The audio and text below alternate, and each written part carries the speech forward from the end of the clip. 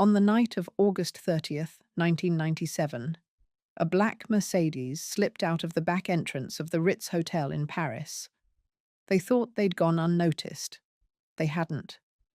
What happened in the next 23 minutes would stop the world, and the question of whether it was avoidable has never fully gone away.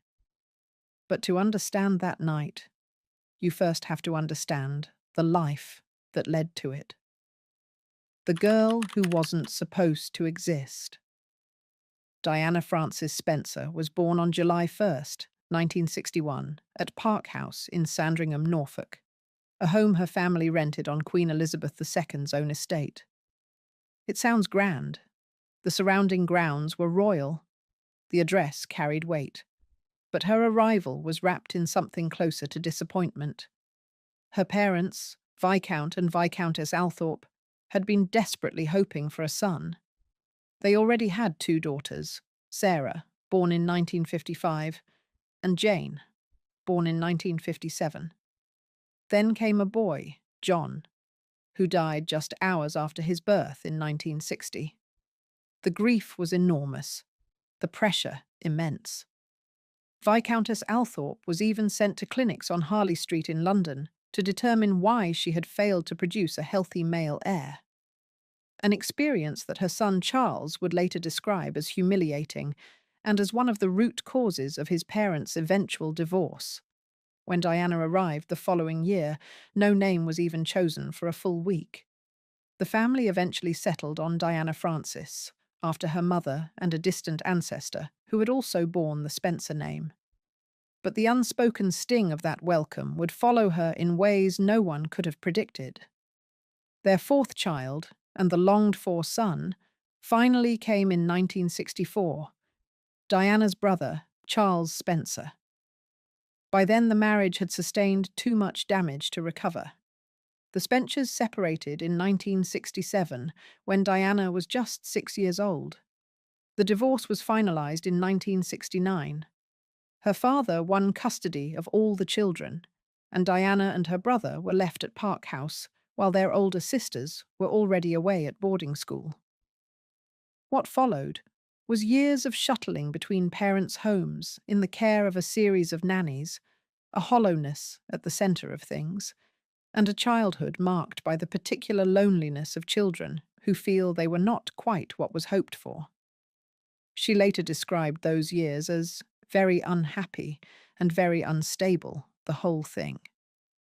Her father remarried in 1976, a woman named Rain, Countess of Dartmouth, who was widely disliked by all four Spencer children. Diana referred to her stepmother as a bully, and the relationship between them was genuinely hostile. On at least one occasion, Diana pushed Rain down a flight of stairs.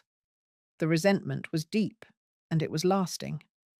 When her father inherited the title of Earl Spencer in 1975, the family moved from Park House to the grand ancestral estate of Althorpe in Northamptonshire, and Diana became Lady Diana Spencer. The title was new. The loneliness was not. She was sent to boarding school, first Riddlesworth Hall in Norfolk, then West Heath in Sevenoaks, Kent. She was not an academic success by any conventional measure. She failed her O-level exams twice, which effectively ended any possibility of university. But she shone in other ways, as a swimmer, a dancer, as someone with genuine warmth that other people could feel immediately. At West Heath, she regularly volunteered with elderly residents in care homes and attended events supporting people with disabilities. She won a prize at school for kindness. The compassion was not performance. It was simply who she was. At 16, she briefly attended a finishing school at the Institut Alpine Vida Manette in Switzerland, but hated it so completely that she begged her family to let her come home.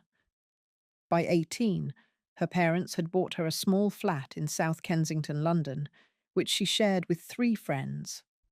She worked part-time as an assistant at the Young England kindergarten in Pimlico and as a nanny. Those who knew her in those years remember her as genuine, funny, and completely unguarded, a young woman who had no idea what was about to happen to her life. She was 20 years old and working with small children when everything changed. But the man who changed it hadn't noticed her yet. And when he finally did, the story that followed was far more complicated than any fairy tale, and far more painful than anyone watching from the outside could have guessed from the photographs. The wedding, the world watched. Diana first encountered Prince Charles in November 1977 when he came to visit her family home at Althorpe for a shooting party. At the time, he was dating her older sister, Sarah. Diana was just 16. She barely registered on his radar. Their paths crossed again more regularly after her sister Jane married Robert Fellows, who worked at Buckingham Palace. Then, in July 1980, at a barbecue in Sussex, Charles finally saw her differently. Diana had expressed sympathy for the grief he was still carrying following the assassination of his uncle Lord Mountbatten the previous year. She sat beside him in a field, and something about her directness and warmth caught him off guard. He began paying closer attention. What neither of them fully acknowledged at the time, and what the royal family certainly chose not to examine closely, was the extent to which Charles was still emotionally attached to Camilla Parker Bowles, whom he had loved since 1970 and could not marry because she was not considered a suitable bride. Camilla had married Andrew Parker Bowles in 1973. Charles was expected to find a suitable match of his own. In Diana, the palace saw what they needed.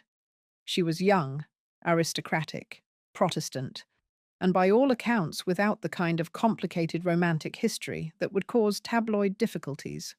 She was also, by the account of at least one royal aide at the time, an asset, someone who could revitalize public interest in the monarchy. He proposed on February 6, 1981, at Windsor Castle. She accepted. The engagement was kept secret for nearly 3 weeks before being announced to the world on February 24th. At the press conference that followed, a reporter asked whether they were in love. Diana said yes without hesitation. Charles famously added, "Whatever in love means." That qualifier went mostly unremarked at the time. It would not be forgotten later. The period between the engagement and the wedding was harder than Diana had expected. She moved first to Clarence House, then to Buckingham Palace, and found herself remarkably isolated. Her former flatmates were gone. Her kindergarten job was over. She was living inside one of the most formal institutions in the world, with almost no preparation and very little support. Her biographer, Ingrid Seward, later described her life in those weeks as incredibly lonely. She lost so much weight from stress in the months before the wedding that her dress had to be repeatedly altered. The wedding took place on July 29th, 1981, at St. Paul's Cathedral in London. Diana wore a silk taffeta gown with a 25-foot train, designed by David and Elizabeth Emanuel. Her veil was held in place by the Spencer family tiara. The streets of London were lined with 600,000 people. Around the world, an estimated 750 million watched on television. It was, at the time, the most watched broadcast in television history. She was 20 years old. What the cameras couldn't capture was what Diana was feeling as she walked down that aisle.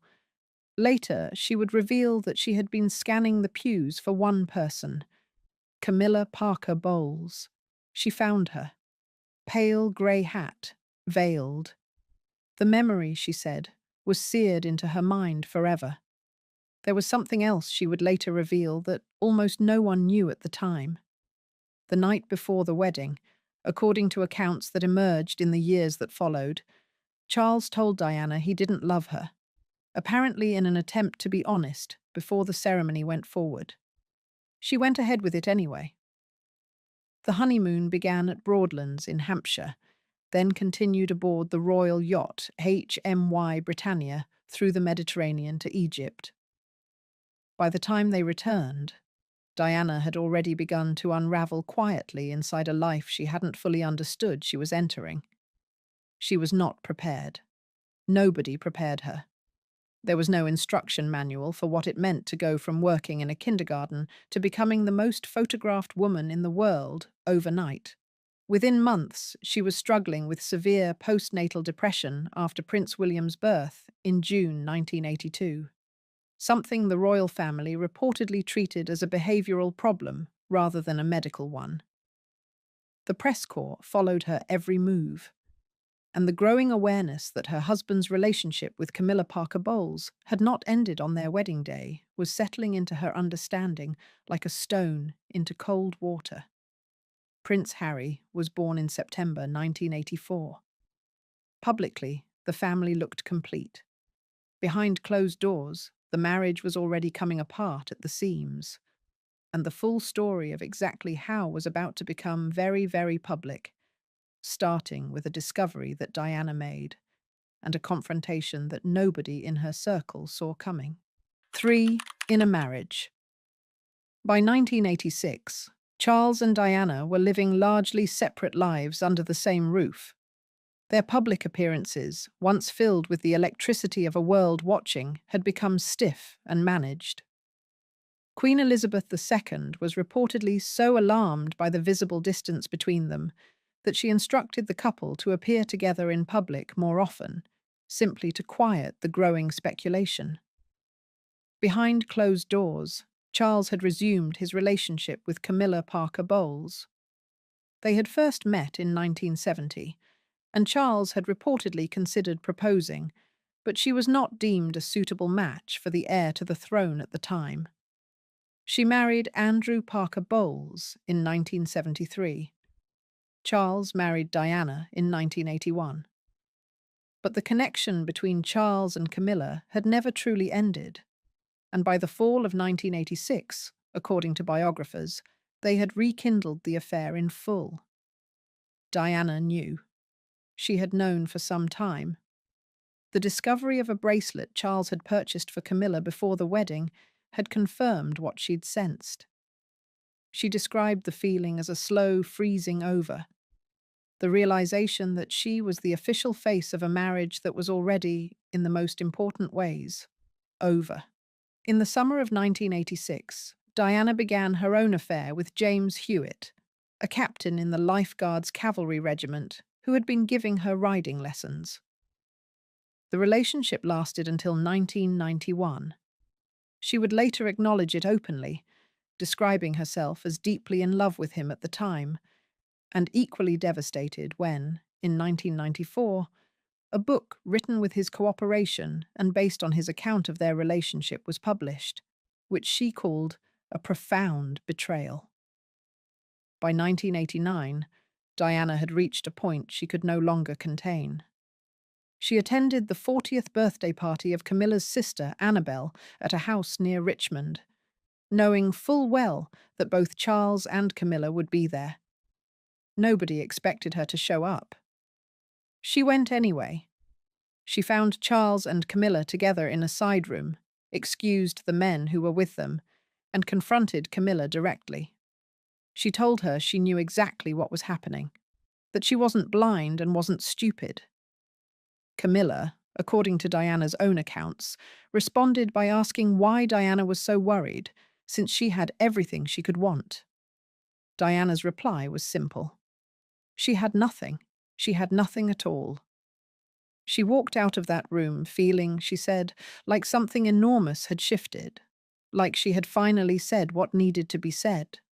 The marriage did not improve, but something in Diana did. In June 1992, the biography Diana, Her True Story, written by Andrew Morton and based on secret tape recordings Diana had made herself in the privacy of her apartments at Kensington Palace, was published to an enormous and immediate explosion of public attention. It pulled back the curtain on everything: the unhappiness from the earliest years of the marriage, the eating disorder she had developed as a way of managing pain she had no other outlet for, her deteriorating mental health, the affairs on both sides, and the extraordinary loneliness of a woman living inside one of the world's most public institutions and finding it utterly devoid of warmth. Morton had claimed at the time that Diana was not directly involved in the book. Decades later, those tapes made clear she had been the primary source all along. She had sat alone in a private room and recorded hours of deeply honest testimony, a document of her experience that she knew eventually would find its way into the world. The public reaction was electric. So was the royal family's fury. The tabloids went into overdrive. For weeks, the story dominated every front page. The television cameras followed both Charles and Diana everywhere, trying to read in their public appearances what the book had set loose behind closed doors. The couple continued their official duties, appearing together at events that now felt like a performance of a marriage that had already ceased to exist. 6 months later, in December 1992, the Prime Minister announced in the House of Commons that Charles and Diana had officially separated. They had not yet divorced, but the marriage, in every real sense, was finished. What came next, nobody inside the palace could have anticipated, and it would be broadcast directly into the living rooms of 200 million people around the world. The interview that shook a monarchy. In the autumn of 1995, a BBC journalist named Martin Bashir approached Diana with a proposal. He wanted to conduct a full, candid interview about her life inside the royal family. He had been granted access, in part, through a series of deceptions: forged bank statements shown to her brother Earl Spencer, and a web of false claims designed to win Diana's trust. This was not discovered until decades later. Diana agreed.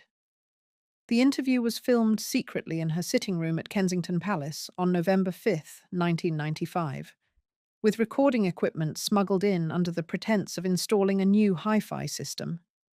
Even the BBC's own Board of Governors was kept in the dark. It aired on November 20th, 1995, on the BBC's Panorama programme. Nearly 23 million people watched it in the United Kingdom alone. Across 100 countries, the worldwide audience was estimated at 200 million. What Diana said in that sitting room, quietly, carefully, and with disarming directness, broke something open that could never be put back together. She spoke about her struggle with an eating disorder, describing it as her body's way of communicating the pain she hadn't been able to express any other way. She spoke about her mental health, about the times she had hurt herself, and about the isolation she had felt inside a family that viewed her condition as evidence of instability rather than a cry for help. She confirmed that her husband had resumed his relationship with Camilla Parker Bowles, describing the situation in a way that became one of the most quoted lines of the decade.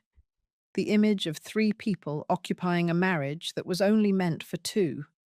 She also confirmed her own affair with James Hewitt, saying she had been in love with him and that she had been deeply wounded when he chose to profit from their relationship publicly. When asked about Charles's fitness to be king, she did not say he was unfit. She simply said it was a question worth asking, and let the implication land where it would. The palace was enraged. Prince William was reportedly overcome with dread when he saw it. Within a month, Queen Elizabeth II wrote letters to both Charles and Diana, urging them to finalize their divorce without further delay. The palace machinery, which had been moving slowly for years, suddenly moved very fast. The divorce was finalized on August 28, 1996. Diana retained her title of Princess of Wales, but lost the style of Her Royal Highness. She remained at Kensington Palace, ran her own office, continued her charity work, and stepped into something she had never quite had before, a life that was, at last, entirely her own. She was 35 years old. She had survived a collapse that would have broken most people, and for the first time in years, the life she was living felt like it actually belonged to her. What she did with it next, the causes she threw herself into, the travels she undertook, and the relationship that defined her final years, turned out to be the most purposeful chapter of her life. The People's Princess. One of the most remarkable things about Diana's later years was what she chose to do with the platform she had, and how differently she used it from anyone who had come before her. Other members of the royal family had always been associated with charities. Diana was different. She didn't lend her name to causes and show up at galas. She walked into places that made the palace deeply uncomfortable, sat with people no one else was sitting with, and held their hands. In April 1987, she visited the first dedicated HIV/AIDS ward in the United Kingdom at the Middlesex Hospital in London. This was the height of the AIDS crisis, a period when fear about the disease was so widespread and so poorly informed that many people believed it could be transmitted through ordinary physical contact. Hospital patients were being avoided by their own families. Public figures steered well clear. Diana sat beside patients, shook their hands without gloves, and embraced them. A photographer captured the moment. It ran on front pages around the world. Doctors working in HIV care said afterward that the impact of that single visit on public perception was immeasurable, that it did more to challenge the stigma around AIDS than years of public health messaging. She visited leprosy clinics. She sat in homeless shelters. She worked with survivors of domestic violence and with children in hospital wards in countries that most people in her position would have considered too difficult, too far, or too dangerous to visit. She went to Angola in January 1997 and to Bosnia in August 1997 as part of a campaign by the International Red Cross to ban anti-personnel landmines. She walked, carefully, through land that had been partially cleared of mines. She sat with children who had lost limbs. She met with landmine survivors and their families, and she spoke about what she had seen in terms that were not carefully managed or diplomatically softened. She was distressed by it, and she allowed people to see that she was. The images went around the world.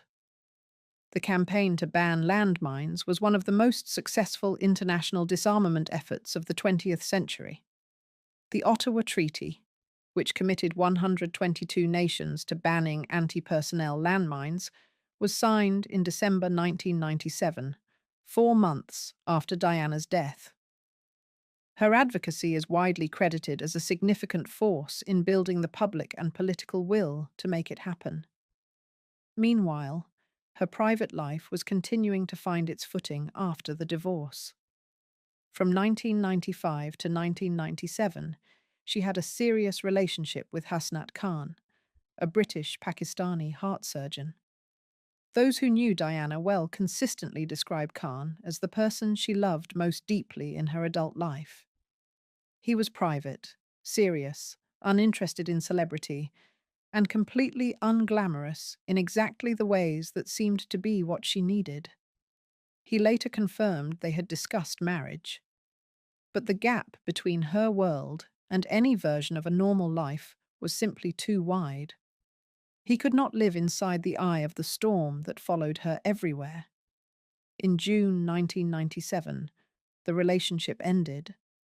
Within weeks, she had begun spending time with Dodi Fayed, the son of Egyptian billionaire Mohammed Al-Fayed. They had met years earlier and reconnected that summer aboard his father's luxury yacht in the Mediterranean.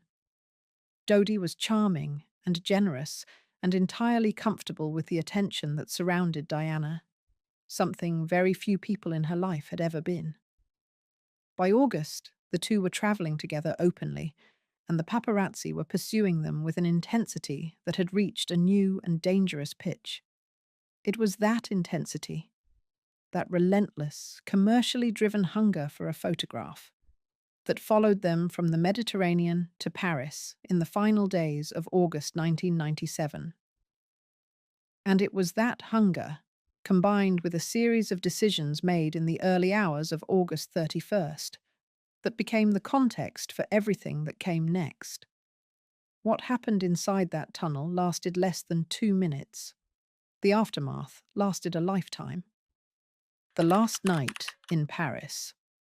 Diana and Dodi arrived in Paris by private jet from Sardinia on the afternoon of August 30th, 1997, after spending more than a week together on the Jonicle.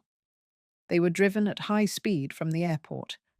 Diana apparently warned during that drive that someone was going to get hurt. The paparazzi were already tracking them before their car had left the airport road. They checked into the Ritz, owned by Dodi's father. They attempted to dine out that evening at a restaurant on the Rue de Benoit, but the flood of photographers waiting outside made it impossible.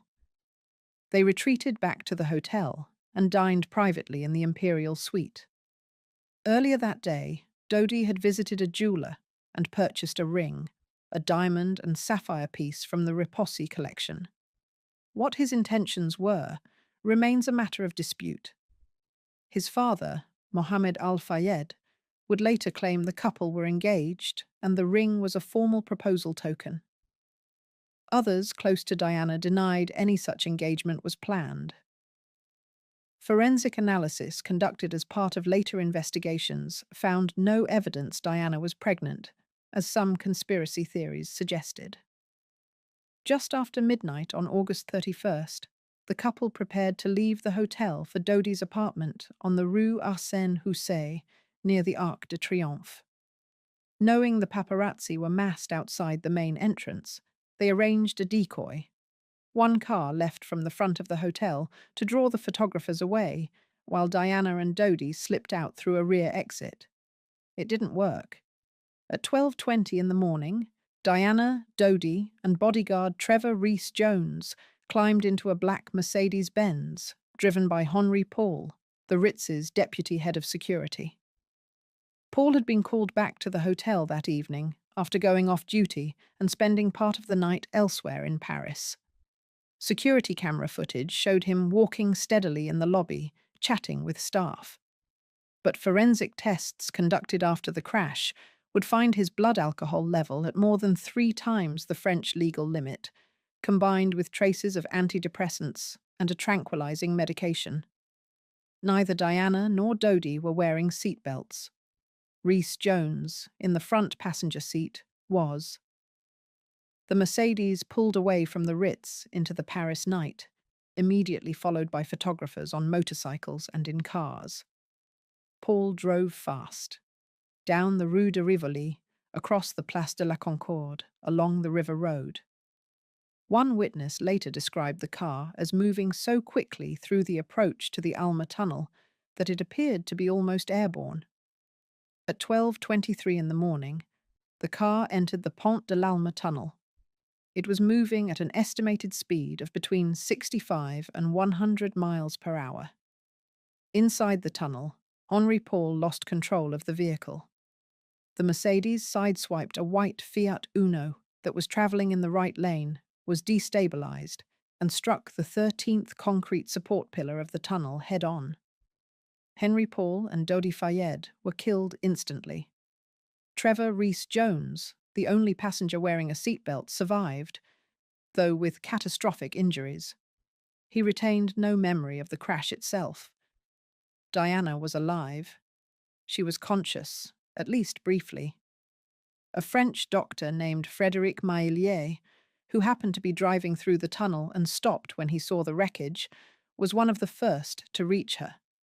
She was moving, disoriented, asking what had happened. He called for emergency services and attempted to stabilize her. French emergency protocols at the time involved treating patients at the scene before transport, rather than rushing them immediately to hospital. Diana was in the tunnel for more than an hour before being moved.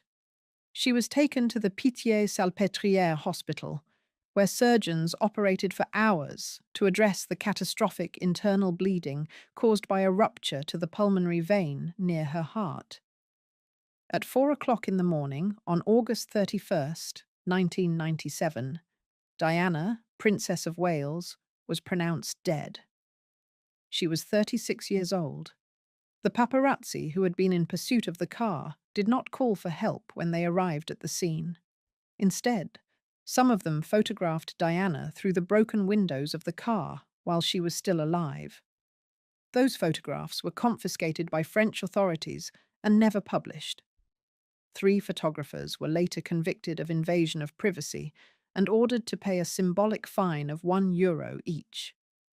Prince Harry would say years later that one of the hardest things he ever had to reckon with was the knowledge that the people who had chased his mother into that tunnel were the same people who stood there taking pictures of her while she was dying. And when the news reached London, what happened next was something no one in Britain had ever quite seen before. A world stops. The announcement came in the early hours of August 31st. By dawn, the flowers had already started arriving at Kensington Palace. Over the course of the following days, more than 1 million bouquets were left outside the palace gates. The pile of flowers stretched 30 feet deep in places. Cards and photographs and handwritten notes were tucked between the stems.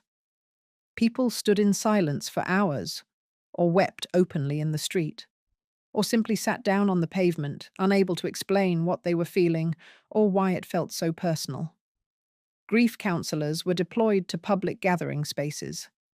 Mental health helplines were overwhelmed with calls.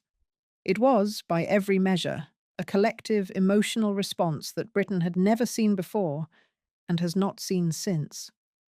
What made it stranger still was the nature of the grief itself. Most of the people weeping outside Kensington Palace had never met Diana. She had never sat with them, never held their hand, never visited their town. And yet the feeling of personal loss was genuine, not manufactured, not media-driven. She had been a constant presence for so many years, in so many images and moments, that her absence created a gap that felt real. There is no easy explanation for it. It simply was.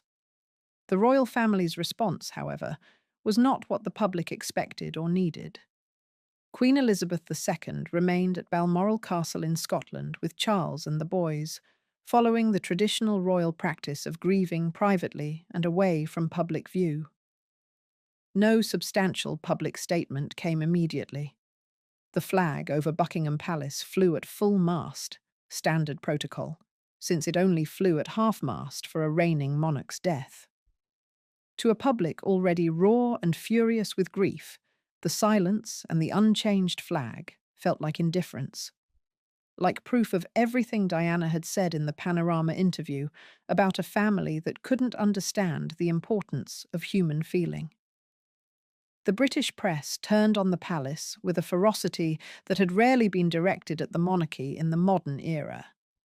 Front pages ran questions about why the Queen was not in London, why she hadn't spoken directly to the public, why the flag wasn't lowered. The criticism was enormous, and it came not from political opponents of the monarchy, but from ordinary people who had lined up to lay flowers for a woman the royal family had, by many accounts, made to feel unwelcome. After several days of mounting pressure, Queen Elizabeth II returned to London and delivered a live television broadcast. A rare and deliberate act, given how carefully she rationed such appearances. She spoke about Diana as someone she had admired, as a human being separate from her role as a royal. It was not what everyone had wanted, but it was something. The flag over Buckingham Palace was lowered. The palace gates were opened. The distance between the institution and the people it served narrowed, a little for a moment. Diana's funeral was held on September 6, 1997, at Westminster Abbey. Her coffin was carried through London on a horse-drawn gun carriage, its route lined by hundreds of thousands of people standing in silence or throwing flowers. Prince Charles walked behind the coffin alongside Prince Philip. Alongside them walked Earl Spencer and, behind them, William and Harry, a 15-year-old and a 12-year-old, walking through the streets of London in front of the entire world, behind their mother's coffin, in a display of public grief that many who witnessed it have described as one of the most devastating things they ever saw.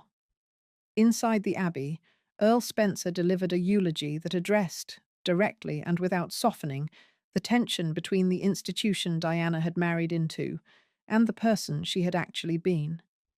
He spoke of a woman who needed kindness as much as she gave it, and who had not always received it. He spoke of his nephews and his hope that their lives would not be entirely defined by duty and tradition. The address was received with applause from the crowds outside the Abbey, a sound that rolled through the open doors and filled the church. It was the first time in anyone's living memory that applause had been heard inside Westminster Abbey during a funeral service. Elton John, who had known Diana personally for many years, performed a version of his song Candle in the Wind, which Bernie Taupin had rewritten specifically as a tribute. The single was released days after the funeral and became one of the best-selling musical recordings in history. The worldwide television audience for the funeral was estimated at 2.5 billion people, a staggering number, and a fitting, if painful, measure of a life lived almost entirely in public view. Epilogue: What she left behind. In the years since her death, Diana's life has become the subject of documentaries, films, television series, musicals, books, and arguments that show no sign of ending. The Netflix series, The Crown, brought her story to millions of new viewers around the world. The 2021 film Spencer, in which actress Kristen Stewart played her, was nominated for an Academy Award. In 2021, the revelations about the deceptive methods used to secure the Panorama interview came fully into public light. William and Harry both made public statements. The BBC committed to never broadcasting the interview again and encouraged other broadcasters to do the same. And journalist Martin Bashir offered an apology that many in Diana's circle considered inadequate. The inquest into her death, the longest and most expensive in British legal history, concluded in April 2008. A jury of 6 women and 5 men listened to more than 250 witnesses over 6 months. They returned a verdict of unlawful killing, caused by the grossly negligent driving of Henry Paul, whose impairment by alcohol and medication, combined with the aggressive manner in which the pursuing paparazzi drove, led directly to the crash. The jury also found that the failure of Diana, Dodi, and Henri Paul to wear seatbelts contributed to their deaths. Trevor Rees-Jones, the one person in the car wearing a seatbelt, was the only survivor. Conspiracy theories have never gone away. Mohammed Al-Fayed maintained until his own death in 2023 that his son and Diana were murdered as part of a coordinated plot involving the British security services and members of the royal family. Independent forensic investigations found no evidence to support that claim. The British coroner presiding over the inquest stated explicitly that there was no conspiracy, but the theories persist, perhaps inevitably, in the case of a death that felt so impossible, so abrupt, for a woman who had been so very much alive. What is not a theory, and has never been in dispute, is what Diana actually did while she was here. She changed the way AIDS patients were perceived. She changed the international conversation around landmines. She changed, permanently, the contract between the British royal family and the people it was supposed to represent, introducing a standard of warmth and accessibility that the institution has been trying to meet ever since. She walked into hospital wards, sat in refugee camps, held the hands of people the world preferred not to look at, and did it not because a press secretary told her to, but because it was the only kind of power she had ever really wanted to use. She was 36 years old when she died. She had been the most watched woman in the world for 16 of those years. She had filled more front pages, been the subject of more camera lenses, been observed and analysed and speculated about more thoroughly than perhaps any private individual in history. And in all that time, in all those photographs, in all those cameras pointed at her face, what comes through again and again is not the glamour or the drama or the noise of a fractured royal marriage. What comes through is a woman who wanted, more than anything, to matter to the people directly in front of her, who did, who always will. If you enjoyed this video, please like and subscribe to our channel so you never miss out on more fascinating stories. There's a photograph that most people have never seen. Dodi Fayed leaning back in a chair, laughing at something just out of frame, completely at ease, completely alive. It was taken less than 48 hours before he died. Most of what gets talked about is her, which is understandable. But what gets talked about far less is him, the man in the passenger seat, who he actually was, what his life looked like, and what the official investigations eventually concluded about how it all ended. That's what we're here for today. Who Dodi Fayed actually was. Imad el-Din Mohammed Abdel-Munim. Fayed was born on April 15th, 1955, in Alexandria, Egypt. Most people only ever knew him as Dodi, and most people only ever knew him as one thing, the son of Mohammed al-Fayed, the billionaire businessman who owned Harrods department store in London and the Hotel Ritz Paris. That's the version of Dodi that the tabloids printed. The playboy, the heir, the man who moved through the world on his father's money and his father's name. But people who actually knew him described someone a little more complicated than that. Dodi grew up largely separated from his father. His parents divorced when he was very young, and he was raised primarily by his mother's family in Egypt and later in Switzerland. His mother, Samira Khashoggi, was the sister of arms dealer Adnan Khashoggi, which meant Dodi was born into a world of extraordinary wealth on both sides of his family. That kind of upbringing leaves a mark. It can make a person feel like they are always standing in the doorway of someone else's room. He attended the prestigious Sandhurst Military Academy in England, the same institution that trains British Army officers, though he did not complete the full programme. He also studied briefly at the London Film School. These details are easy to skim past, but they matter, because they paint a picture of someone who was genuinely trying to find a direction, not just coasting. He ended up in London in the mid-1970s, and then, inevitably, gravitating toward the film industry. This part of his life tends to get glossed over, but it's genuinely interesting. Dodi wasn't just a passive financier who threw money at projects to look glamorous. He worked. He was an executive producer on the 1981 film Chariots of Fire, which went on to win the Academy Award for Best Picture.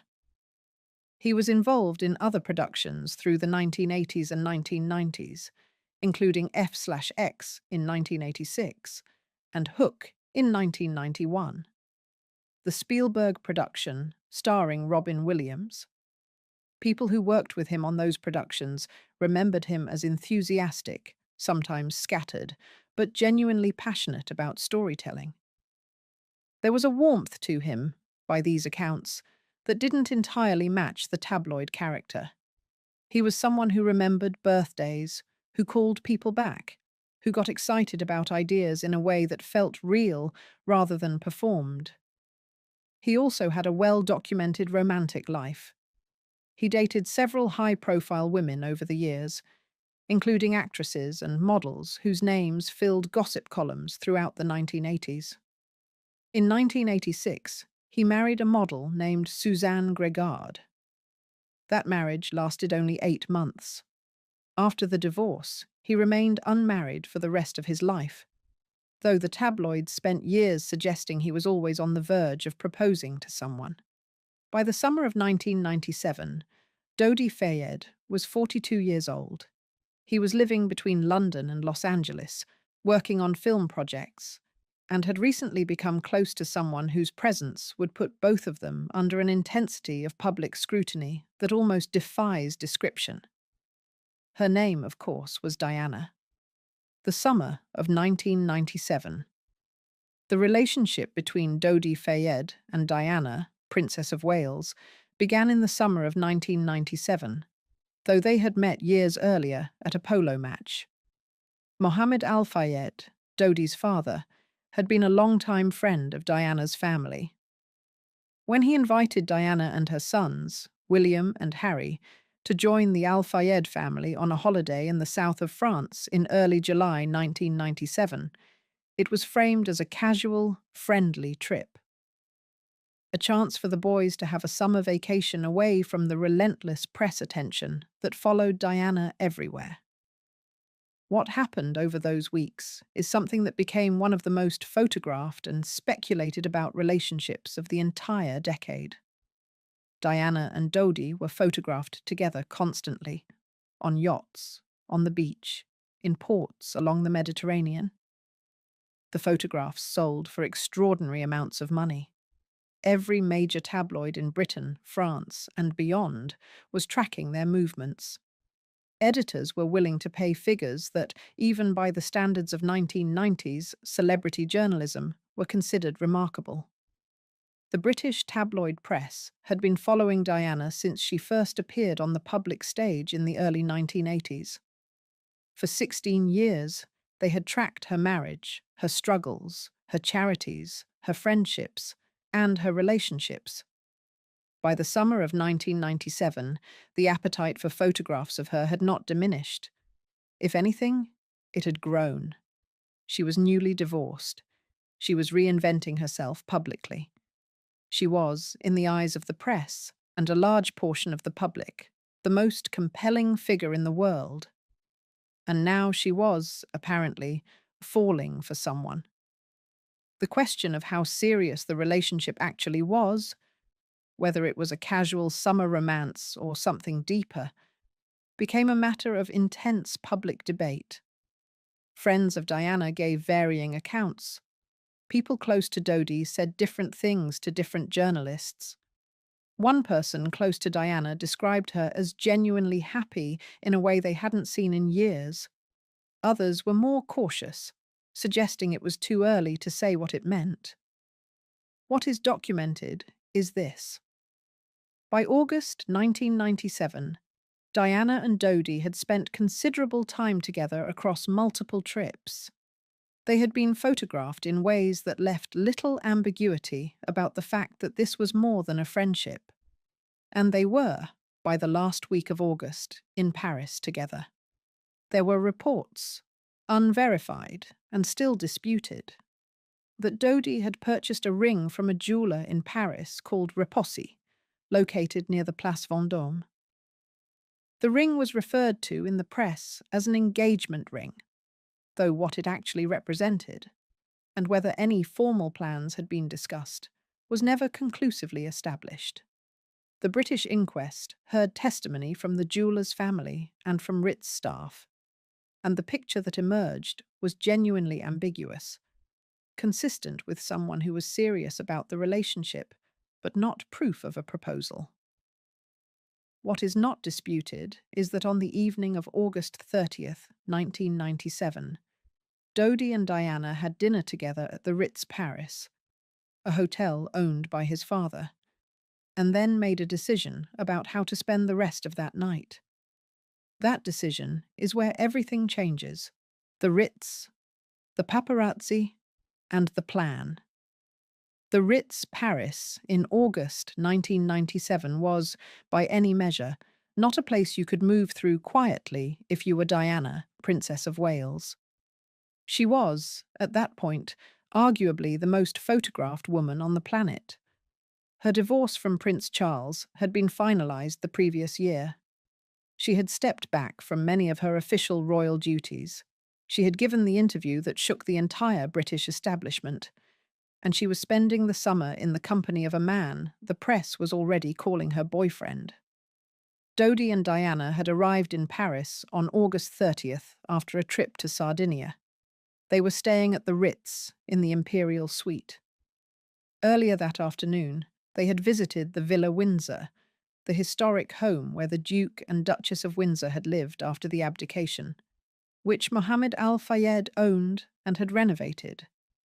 The visit was noted by staff and later reported in the press as potentially significant, though what Dodi and Diana discussed there, if anything meaningful, was never established. They had dinner that evening in the Imperial Suite, having abandoned the main restaurant because of the crowd and attention outside. The dinner was described by hotel staff as relaxed. They were there for several hours. The paparazzi presence outside the Ritz that evening was described by witnesses as overwhelming. Photographers had gathered in significant numbers on the Place Vendôme, waiting. Some had been there for hours. The scale of it, the motorcycles, the cameras, the constant repositioning as word spread that the couple was inside, had a quality that went beyond ordinary press coverage into something more like a siege. The original plan for Dodi and Diana that evening had been to leave the Ritz and go to Dodi's apartment on the Rue Arsène Houssaye, near the Arc de Triomphe. This was a relatively short drive through Paris, but as the evening wore on and the crowd of photographers outside showed no sign of dispersing, a different plan was put together. The idea was a decoy. Two vehicles would leave from the front of the hotel, drawing the photographers away. Meanwhile, Dodi and Diana would slip out through a rear entrance on the Rue Cambon and get into a separate car. That car was a black Mercedes S280.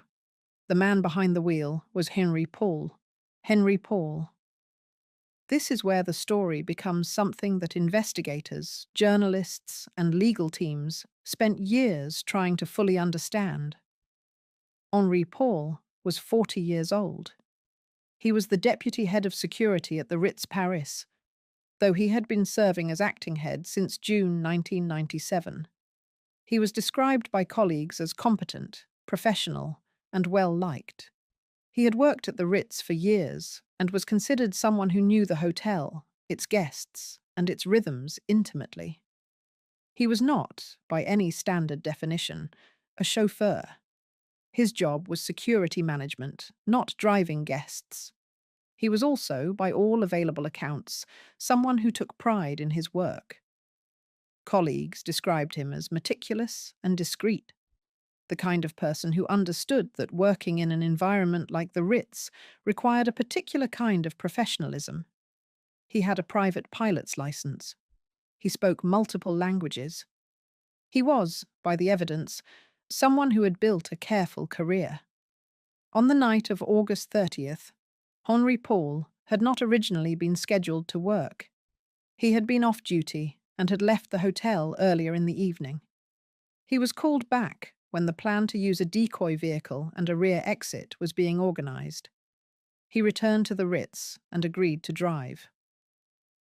What happened inside Henri Paul's body in the hours between when he went off duty and when he got back behind the wheel of that Mercedes became one of the central questions of every investigation that followed. The official French toxicological report, conducted after his death, found that Henri Paul's blood alcohol level at the time of the crash was approximately 3 times the legal limit for driving in France. The report also found traces of prescription medications, specifically a combination of drugs used to treat anxiety and a condition related to alcohol dependency. These findings were disputed almost immediately.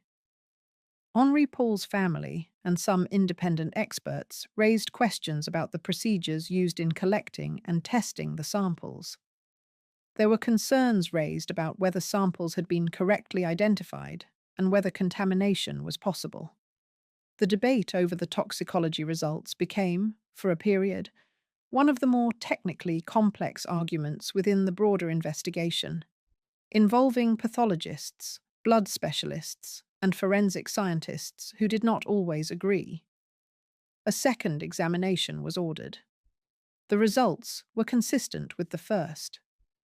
For the official investigations, both the French inquiry and the much later British inquest that concluded in 2008. The conclusion was that Henri Paul was significantly impaired when he got into that car. But here is what made the whole thing harder to resolve neatly. Witnesses who saw Henri Paul inside the Ritz that evening, in the time before he drove, gave accounts that varied considerably. Some said he seemed perfectly normal. Some said he had been drinking. Some said they had no reason to suspect anything was wrong. A waiter who served him recalled him appearing relaxed. Another staff member said they noticed nothing unusual. Security footage from inside the Ritz showed Henri Paul talking, walking, and moving in a way that different analysts interpreted differently. Some experts, reviewing the footage, said his movements were consistent with someone who had been drinking. Others said the footage alone was not sufficient to draw conclusions. The question of how impaired he actually appeared, and how anyone might have known, became something that haunted the investigation for years. And then there was the speed, the tunnel. The route from the Ritz on the Place Vendôme to Dodi's apartment near the Arc de Triomphe was not a long one. Under normal circumstances, it would take perhaps 10 to 15 minutes, depending on traffic. The car took a route that led it along the right bank of the Seine, heading west. This route passes through the Pont de l'Alma tunnel, a tunnel that runs beneath the Place de l'Alma, roughly following the river. The Pont de l'Alma tunnel is not, by the standards of major urban roadways, a particularly complex or dangerous stretch of road. It curves slightly as it passes under the plaza above. At the time of the crash, it had a speed limit of 50 kilometers per hour, roughly 31 miles per hour. The Mercedes entered the tunnel at a speed that investigators later estimated to be somewhere between 90 and 120 kilometers per hour. Some analyses suggested it may have been moving even faster than that at certain points. Inside the tunnel, the car struck a white Fiat Uno. The details of that collision, whether it was a direct impact, a sideswipe, or a near miss that caused the driver to lose control, became one of the most debated aspects of the entire investigation. The white Fiat Uno drove away. It was never conclusively identified, and its driver was never found, despite one of the most extensive searches of a single vehicle in European investigative history. After the contact with the Fiat, the Mercedes struck the 13th pillar inside the tunnel. The impact was catastrophic. The car spun and came to rest facing the opposite direction from which it had been traveling. It was approximately 12:23 in the morning on August 31st, 1997. The immediate aftermath. The first people to reach the car were not emergency services.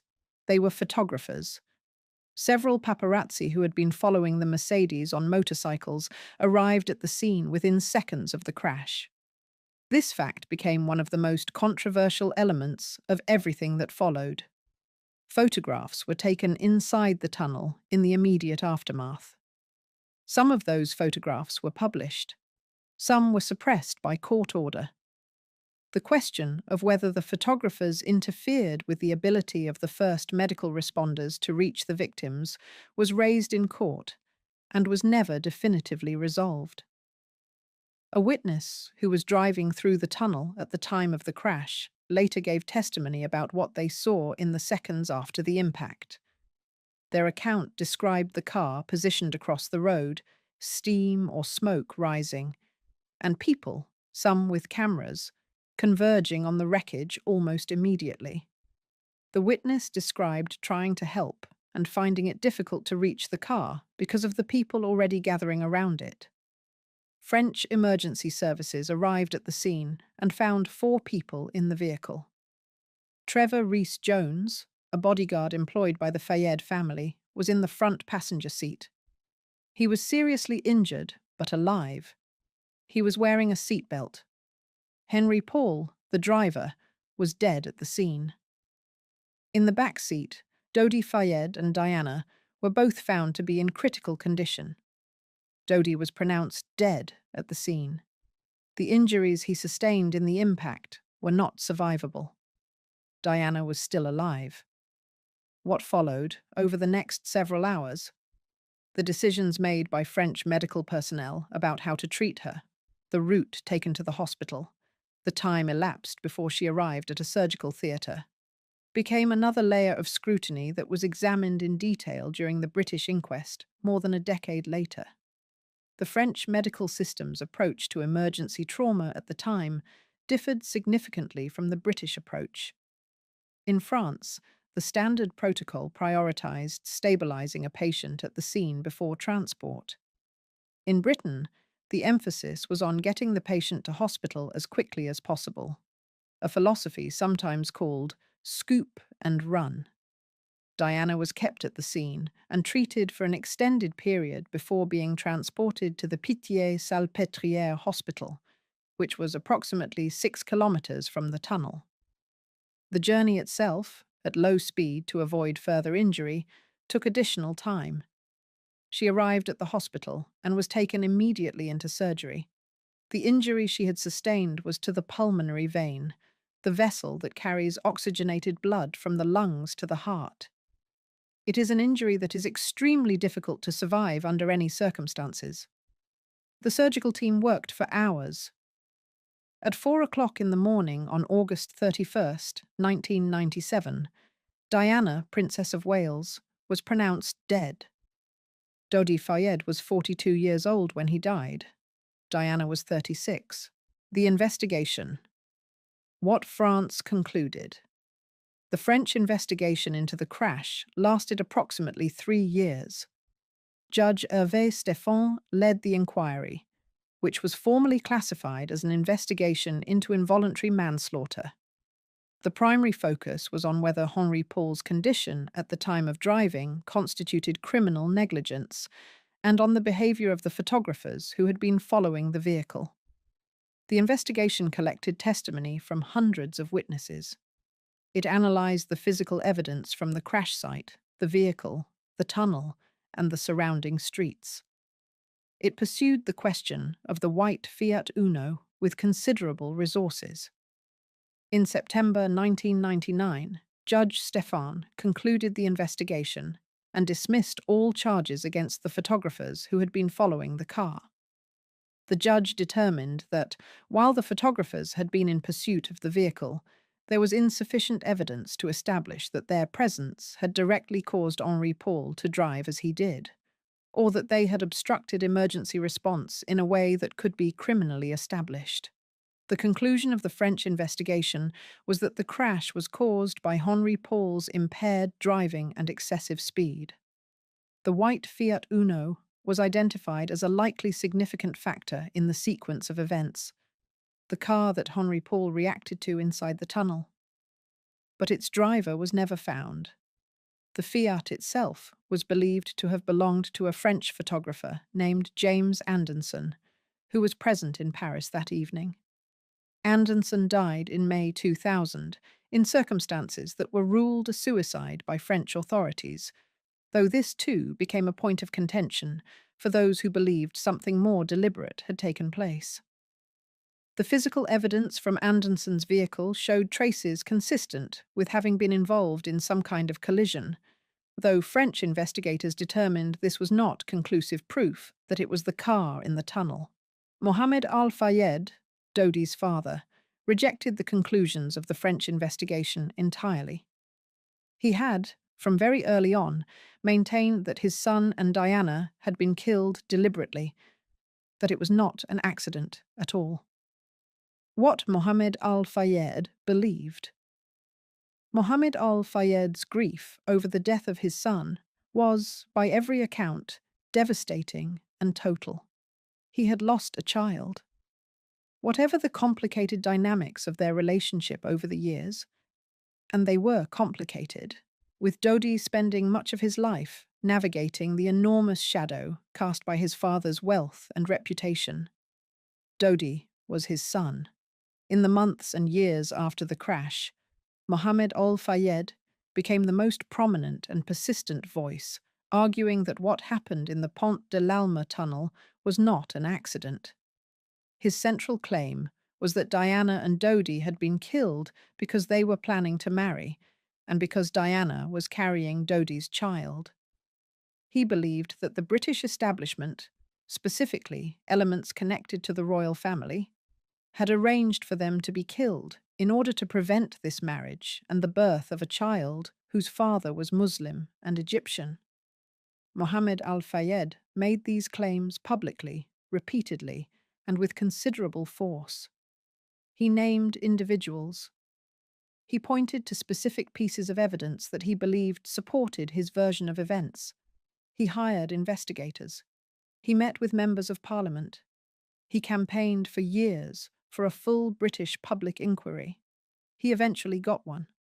The British inquest, formally titled the Inquests into the Deaths of Diana, Princess of Wales, and Imad el-Din Mohammed Abdel Munaim Fayed, began in October 2007 and concluded in April 2008.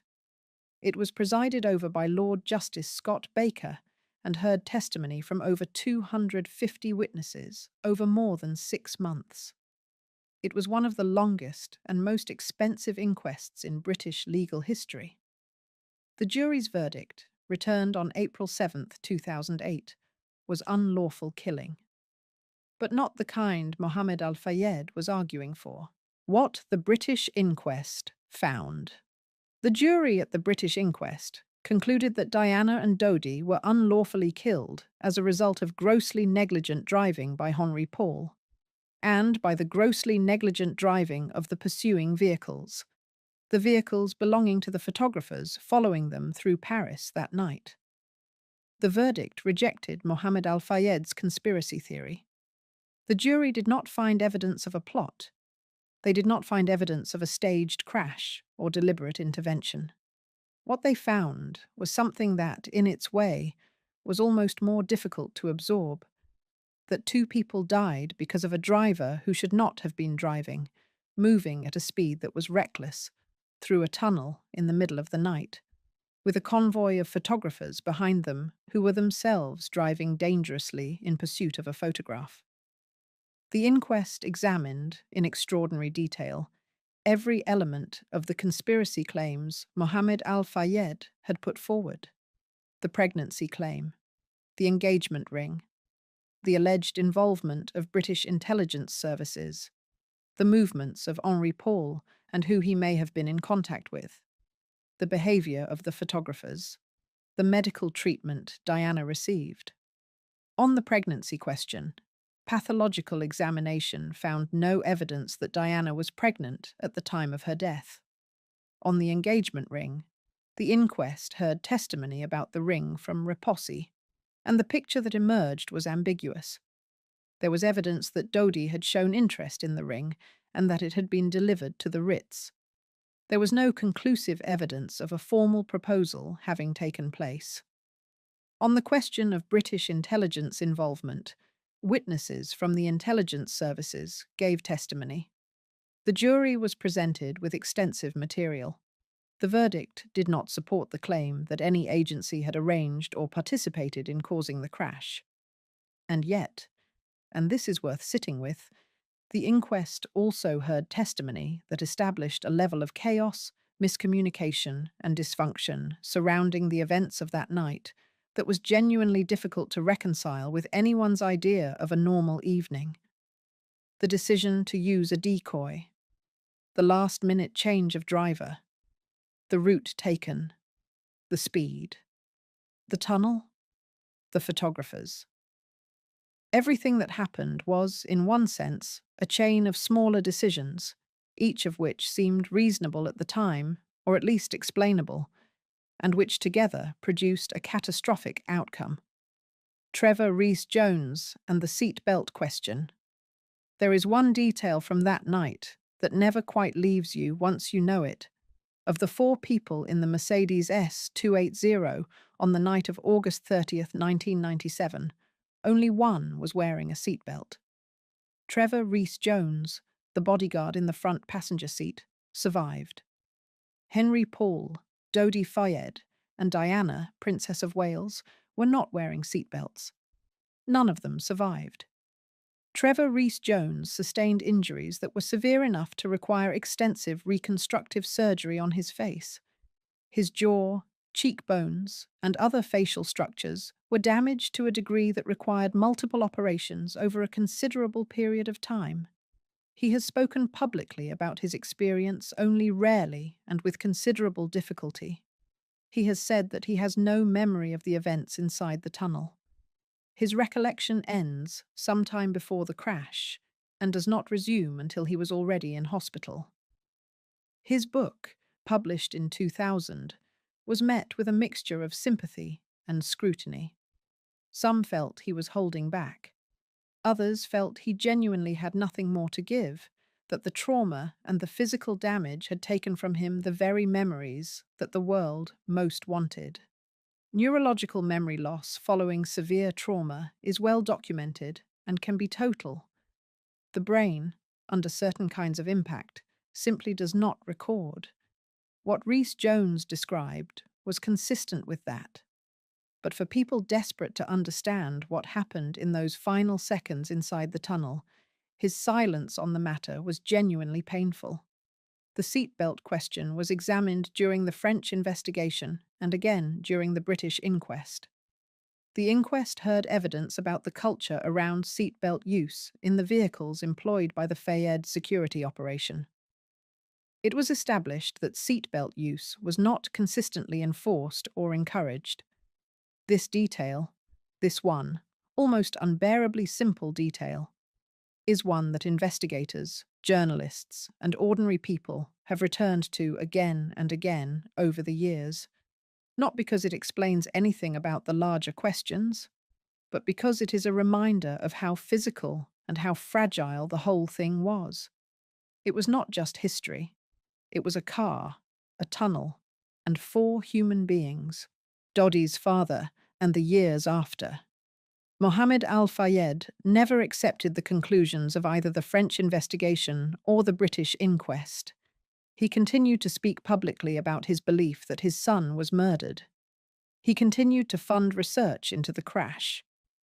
He continued to maintain the memorial to Dodi and Diana that he had installed in Harrods, a display that became, for many years, one of the most visited and debated exhibits in any retail space in the world. The display included photographs of Dodi and Diana, items associated with the alleged engagement ring, and a golden pyramid dedicated to their memory. It was a deeply personal monument, created by a father who had decided that public grief and public accusation were inseparable. Mohammed Al-Fayed sold Harrods in 2010 to the Qatar Investment Authority. The memorial was removed as part of the sale. He continued to give interviews on the subject of his son's death for years afterward. His position never changed. In August 2023, Mohammed Al-Fayed died at the age of 94. In the weeks following his death, a significant number of women came forward with accounts of sexual misconduct allegedly committed by Mohammed Al-Fayed over many decades. The allegations were serious, numerous, and spanned a long period of time. They were reported by major news organizations and led to a significant reappraisal of his public legacy. This context matters for the story of Dodi Fayed's death only in one specific way. It complicates the already complicated portrait of the man who was, for more than 25 years, the most visible and vocal person insisting that his son had been murdered. Dodi himself is not implicated in those allegations, but the father, who spent decades as the primary advocate for his son's memory, has become a vastly more complicated figure in the years since his own death. The tunnel today. The Pont de l'Alma tunnel in Paris still exists. Cars still drive through it every day. Above the tunnel entrance, on the plaza level, there is a flame.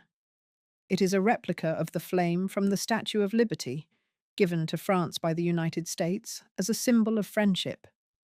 It was installed years before the crash and was intended as a monument to Franco-American relations. But in the weeks after August 31st, 1997, people began leaving flowers and photographs and notes at the base of that flame. The flame became, by popular consensus and without any official designation, the memorial to Diana. It still functions that way. Tourists still visit it. People still leave flowers. There is no official memorial to Dodi at the site. There is no plaque with his name. He was, in death as in life, the person in the passenger seat. What the evidence actually shows.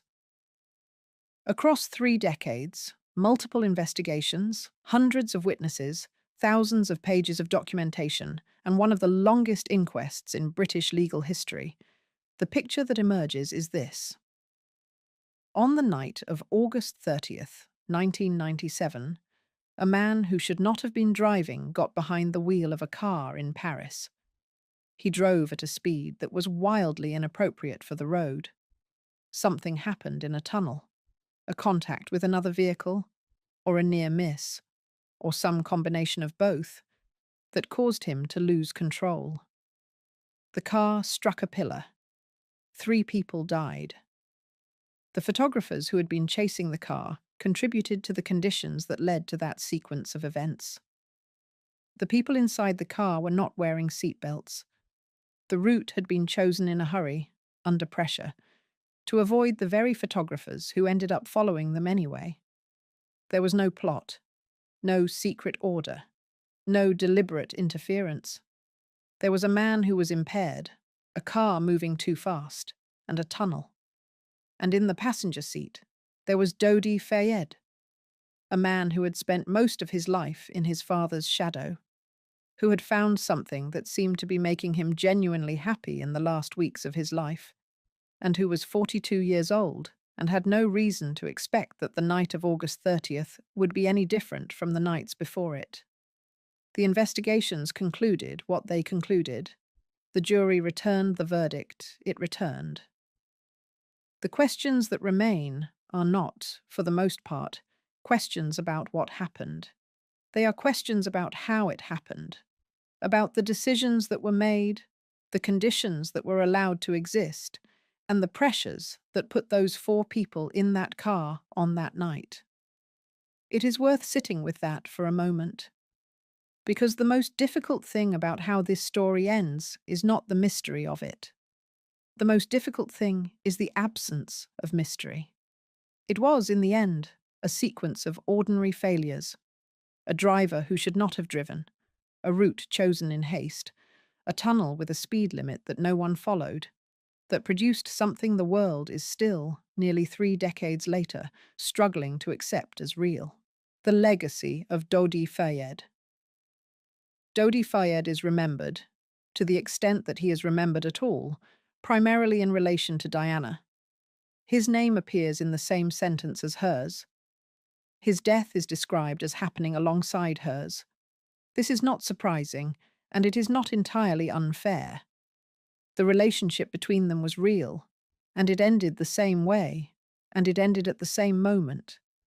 But he was a person who existed for 42 years before that tunnel. He made films. He had friendships. He had a complicated family and a complicated history, and a life that was, by many accounts, genuinely his own. Not just a supporting role in someone else's story. His production company, Allied Stars, continued to operate for some time after his death. His contributions to Chariots of Fire are documented and undeniable. The film remains one of the most celebrated British productions of the 20th century, and his name is in the credits. People who worked with him in the film industry remembered him with warmth, even if they also remembered him as someone who was still, in some ways, figuring out who he was outside of his father's world. There is something quietly sad about that, about a person who spent decades trying to establish an identity separate from an enormous inheritance, and who, in death, became defined not by what he built, but by who he was with when he died. His friends from the film world have given interviews over the years describing a man who could be generous to the point of extravagance, who loved movies in a way that felt genuine rather than fashionable, and who had a particular fondness for the people who worked below him on productions, the crew members and assistants who most wealthy producers barely noticed. These details don't make headlines. They rarely do. The question of who Dodi Fayed was becoming in the summer of 1997, whether he was at a turning point, whether he and Diana had something that would have lasted, whether the ring and the plans and the possibility were real, is one that cannot be answered now. What can be said is that he was there, that he was alive, that he had a name and a history and a laugh that shows up in photographs, caught off guard, aimed at something just out of frame, and that on August 31st, 1997, in a tunnel beneath Paris, that life ended. The Pont de l'Alma tunnel has been widened since 1997. The pillars inside have been repositioned. The road markings have been changed. The tunnel looks different now than it did on that night, but the flame above it still burns. And the questions, not the conspiracy theories, but the real human questions about how something like this happens, about the decisions that lead to irreversible moments, about the people who are reduced to footnotes in their own stories. Those questions don't really go away. They just get quieter with time. Dodi Fayed was the man in the passenger seat. He didn't drive. He didn't choose the route. He didn't make the decisions that shaped those final minutes. He was just there. And then he wasn't. If you enjoyed this video, please like and subscribe to our channel so you never miss out on more fascinating stories.